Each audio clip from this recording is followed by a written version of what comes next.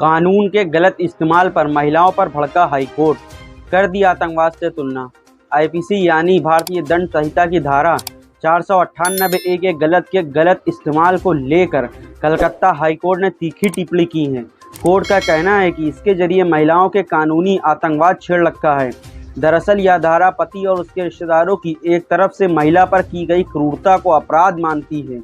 मामले की सुनवाई कर रहे जस्टिस शुभेंदु समन ने कहा कि धारा 498A को महिलाओं के कल्याण के लिए लाया गया था, लेकिन इसका इस्तेमाल अब झूठे मामले दर्ज कराने में हो रहा है।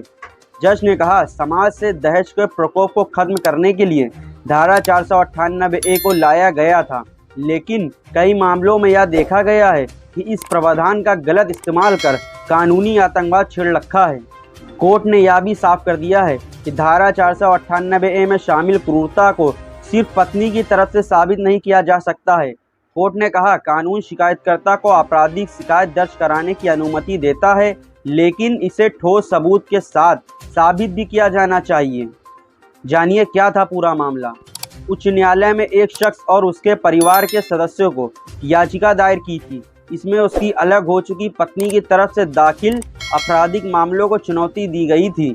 याचिका के अनुसार पत्नी ने याचिकाकर्ता पति के खिलाफ अक्टूबर 2007 में मानसिक और शारीरिक क्रूरता की पहली बार शिकायत दर्ज कराई थी।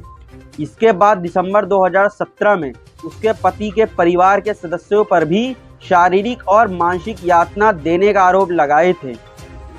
अब मामले की सुनवाई कर रहे कोर्ट ने कहा कि प्रथम दृष्टया अपराध साबित करते हुए कोई सबूत नहीं दिए गए हैं। कोर्ट ने कहा, शिकायतकर्ता की तरफ से पति के खिलाफ सीधे आरोप सिर्फ उनका ही वर्जन है। इसके समर्थन में कोई दस्तावेज या मेडिकल सबूत नहीं दिया गया है। एक पड़ोसी ने पत्नी और उसके पति के बीच झगड़े को सुना और दो लोगों में हुई बहस यह साबित नहीं कर सकती है कि कौन आक्रामक था और कौन पीड़ित था। खास बात यह है कि शादी के बाद से ही जोड़ा अपने रिश्तेदारों से अलग अपार्टमेंट में रह रहा था। रिश्तेदारों के खिलाफ शिकायत को लेकर कोर्ट का कहना है कि कार्रवाई सिर्फ व्यक्तिगत द्वेष को पूरा करने के लिए की गई थी। कोर्ट ने पति और उसके परिवार के सदस्यों के खिलाफ केस को रद्द कर दिया है।